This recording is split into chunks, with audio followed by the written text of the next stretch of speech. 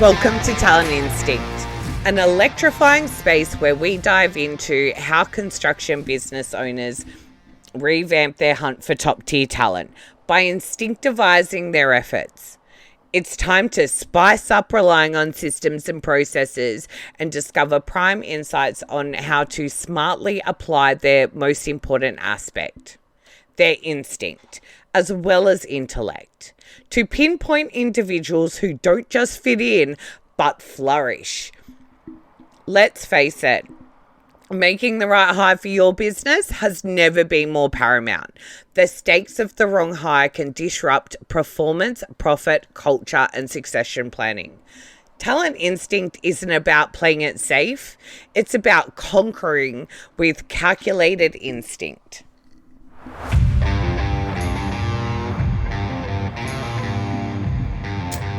How much is too much?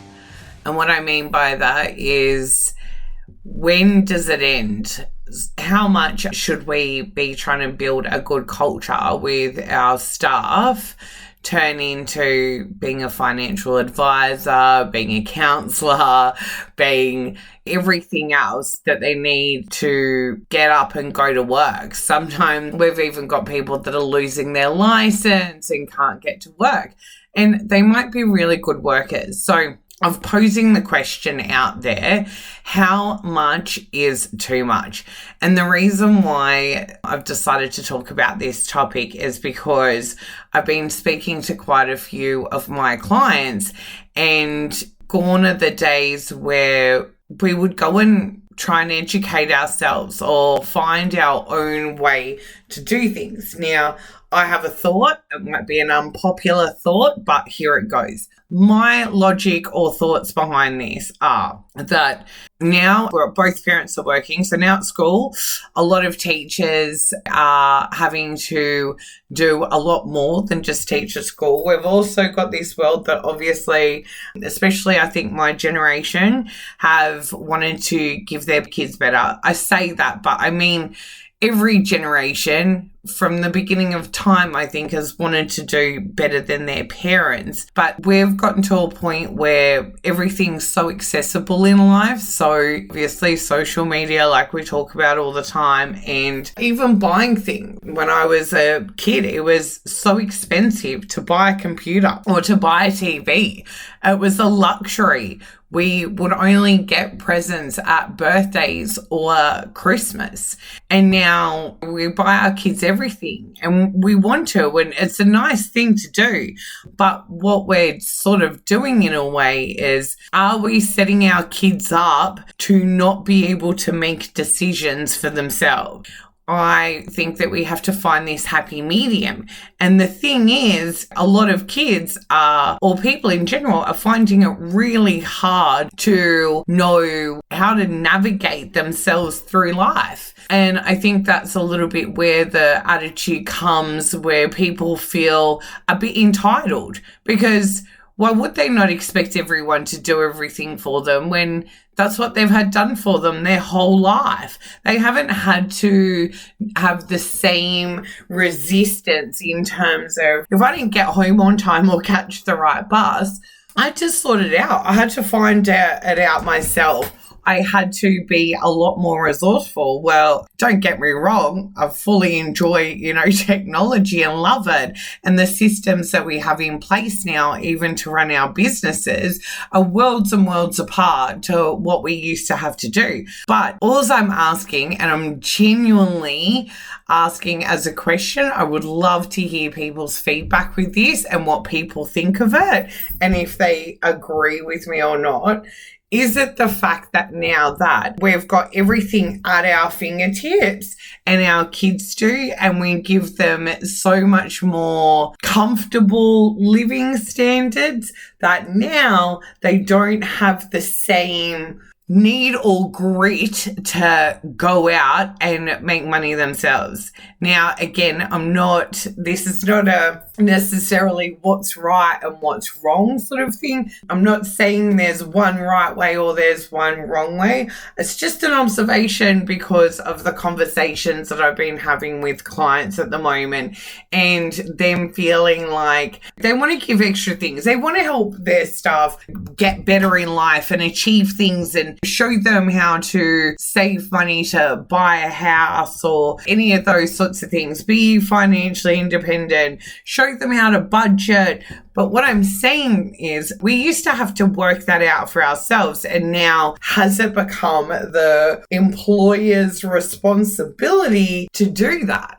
And then I'm going to flip this around again. What makes it super frustrating sometimes is you invest all of this time and effort into your workers. You give them a little bit of free rein. Maybe even help them set themselves up. Maybe even give them money from time to time because they're going through a tough place in their life. So you bend over backwards because we all want to have this amazing culture and do the right thing for our staff. Show them that we appreciate them. I'm just trying to ask the question again.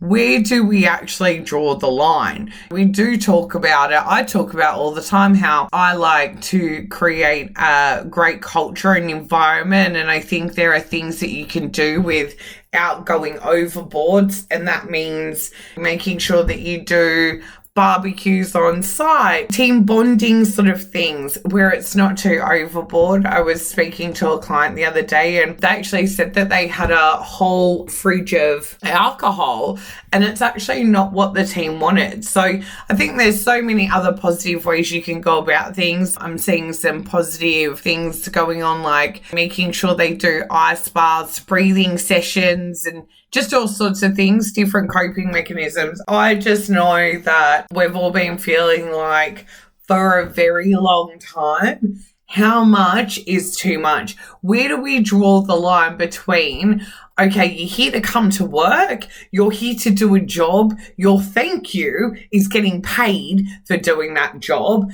And I do believe as well in reassuring people. I like to reassure them, not every day. I don't want them to have to look over their shoulder and ask me if what they've done's right every single day. I'll go insane. And I think that's a lot of us, what we're, afraid of, is if we have to start patting everybody on the back every single time they do something right, it's just going to be this ongoing thing that we always have to tell them how amazing they are. I don't think it's that. I think you definitely need to even let people know when they are doing things right so they know the standard of work, and that's normally what I point out. And obviously them knowing what the level of expectation is helps. And I also make it a lot easier then to, when they're not doing so great and they're not up to scratch, to let them know. You obviously want to make sure that you're having meetings and making sure that you know how well they're doing, and again, can give them feedback. So I think I've said it before, but if I haven't, I'll say it again. You need to tell someone 4 times something positive before you can tell them something negative for them to be able to absorb it and take it well. Otherwise, they just concentrate on the negative thing that you've said and they don't listen to anything else that you've said that's positive. So to go back to the original statement though, and I want to make it very clear to everybody, I'm very well aware of the other challenges that we have with the next 20-year-old generation, things like that. I have one. I have a 22-year-old and she's still living with me. So I very, very much understand the challenges of what it's like and how hard it is for them to move out on their own and what it's like out there financially. Normal people are struggling at the moment, and it's definitely a whole different subject to go into when we're talking about interest rates and the financial world at the moment and the implications of that. But I wanted to bring this subject up because I'm really curious to see what other people have to say about it and what other people think is enough or too much when it comes to managing your staff, and what you think you should have to do and what you shouldn't have to do.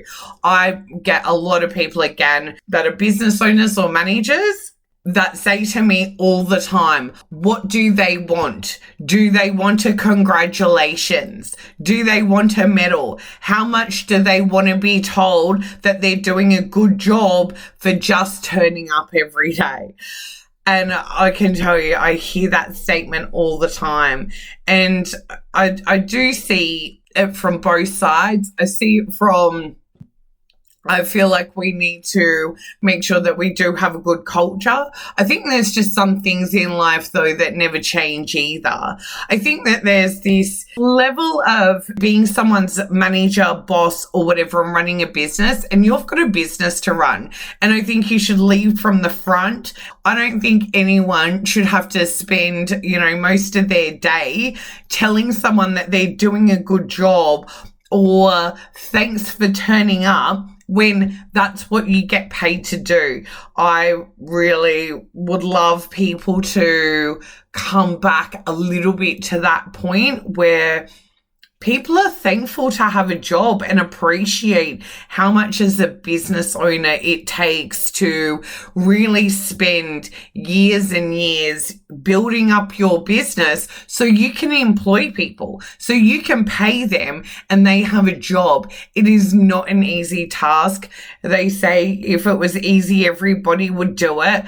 And going on the celebration of me having Siteforce recruitment for 4 years, I can tell you it has been blood, sweat, and tears. So I really feel that having some gratitude for what your boss has built and the fact that he's given you a job, there should be a level of respecting. And then as a boss, you should be treating your staff well so they want to stay with you and they feel like they're included. I think that it's going to be an ongoing conversation where we really find a happy medium to where this stuff is. But I did go to a Q&A the other day and with Wayne Bennett, and he said that he hasn't changed his coaching ways in whatever it is, the last 40 years, however long it's been.